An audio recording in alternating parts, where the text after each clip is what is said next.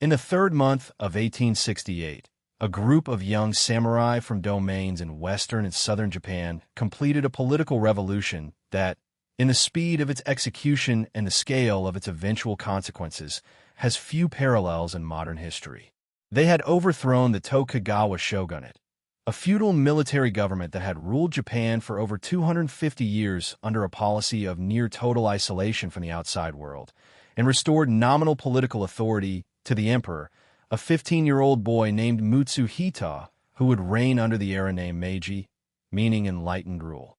What followed, in the roughly 4 decades of the Meiji era, was one of the most dramatic and deliberate transformations of a society in recorded history. Japan, which had entered 1868 as a feudal, agrarian nation with a military technology and social structure that had changed relatively little in the preceding 2 centuries and that placed it at a significant technological and military disadvantage relative to the industrialized Western powers that had forced their way into Japanese commercial contact in the 1850s, emerged from the Meiji era as a constitutional monarchy with a modern conscript army, a modern navy,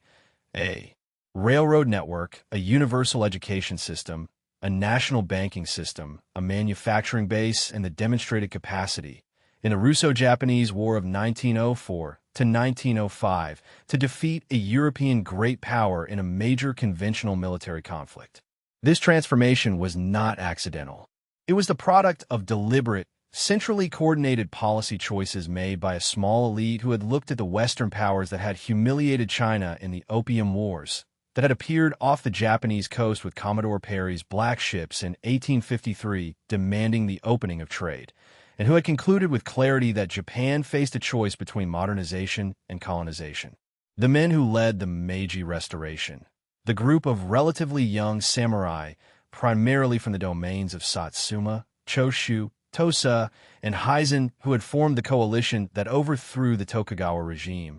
were remarkable for the intellectual flexibility they brought to the project of national transformation. They had fought the Tokugawa government, in part, under the slogan Sano Joy,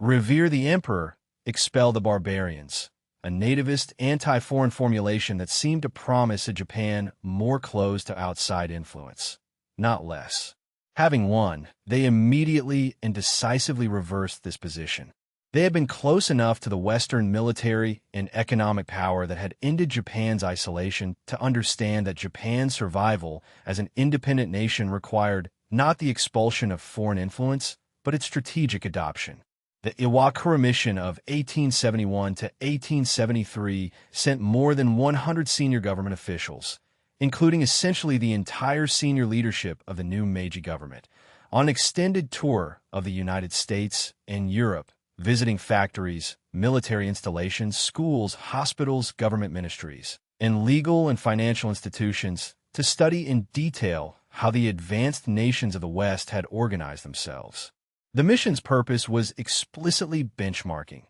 understanding what Japan needed to acquire, adapt, or build to close the gap between its current capabilities and those of the powers that threatened its independence. What the mission observed was taken seriously and acted upon with remarkable speed. The decision to build a railroad network, the adoption of a Western-style conscript army modeled initially on French practices and then, after the Franco-Prussian War demonstrated German military superiority, reformed along German lines, the establishment of a universal primary education system, the reform of the legal code along European models to satisfy the Western powers' objections to operating under Japanese law. Each of these represented a deliberate import of a Western institution adapted to Japanese circumstances, driven by the analysis of what was functionally necessary to achieve the outcome of national survival and eventual great power status. The social transformations required to execute this project were as radical as the political and economic ones, and they were imposed with a speed and deliberateness that generated significant resistance. The samurai class, approximately 5 to 6% of the Japanese population, the hereditary military caste whose political and social privileges had defined Japanese society for centuries, was effectively abolished. Their stipends were converted to government bonds, and then those bonds were often insufficient to maintain their previous status. Their exclusive right to carry swords was eliminated. Universal military conscription, introduced in 1873, created a national army drawn from the peasant and farming classes that the samurai had previously stood above and apart from, a direct, structural challenge to the social hierarchy that defined samurai identity. The Satsuma Rebellion of 1877, the largest armed resistance to the Meiji transformation, led by Seigo Takamori, one of the most celebrated of the original Meiji reformers who had come to oppose the speed and direction of change, represented the samurai class's final military challenge to the new order. A modernized conscript army defeated a samurai force in an engagement that demonstrated, with unambiguous practical result, exactly the lesson the Meiji reformers had drawn from observing Western military power: a trained, equipped, logistically supported conscript force using modern weapons would defeat a smaller force of individually skilled warriors every time. The suppression of the Satsuma Rebellion was the last significant armed resistance to the Meiji transformation. What followed was a period of increasingly rapid industrial and institutional development that produced, by the turn of the 20th century, a Japan that bore almost no structural resemblance to the Japan of 1868. The industrialization that the Meiji government pursued was substantially state-directed, at least in its early phases. A characteristic that distinguished Japanese industrialization from a more market-driven model that had characterized British industrialization, and that reflected both the urgency of the timeline the reformers felt they were operating under and the specific starting conditions of Japan in the 1870s. The government established model factories, invited foreign engineers and technical experts, sent Japanese students abroad in significant numbers to acquire skills that could be brought home, and then, in the 1880s, began systematically privatizing the industrial enterprises it had established, transferring them to the large conglomerates, the zaibatsu, that would come to dominate the Japanese economy through the following decades. The Mitsubishi, Mitsui, Sumitomo, and Yasuda zaibatsu each had roots in Meiji-era government relationships and benefited substantially from the transfer of government-established industrial assets at favorable terms. The speed of the transformation was genuinely remarkable by historical standards. Japan went from having no modern military to winning a war against Russia,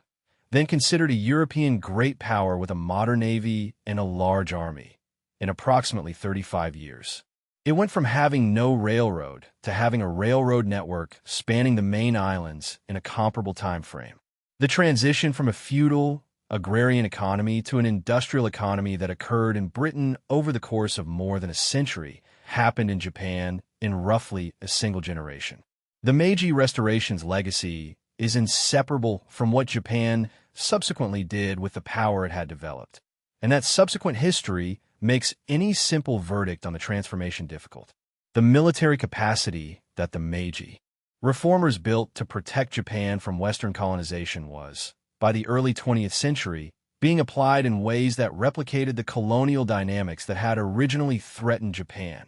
The acquisition of Taiwan after the First Sino-Japanese War of 1894 to 1895, the annexation of Korea in 1910, the extension of Japanese influence into Manchuria and eventually into much of East and Southeast Asia in ways that mirrored in the region Japan dominated. Exactly the relationships between strong and weak nations that the Meiji reformers had been determined to avoid being on the subordinate end of. Whether the Meiji Restoration's methods, the deliberate, state-directed acceleration of modernization, the suppression of traditional social structures in the service of national power, were admirable, necessary, or ultimately catastrophic depends substantially on which part of the resulting trajectory you weight most heavily. What is not in dispute is the scale and speed of what was accomplished. A society transformed itself deliberately and rapidly in response to an external threat, adopting and adapting what it needed from the threatening civilization while maintaining enough coherence and identity to remain itself. The Meiji reformers looked at the world as it was, assessed what Japan needed to survive in it, and built it. That they built it in approximately 40 years is the fact that has made the Meiji Restoration a reference point for national transformation ever since.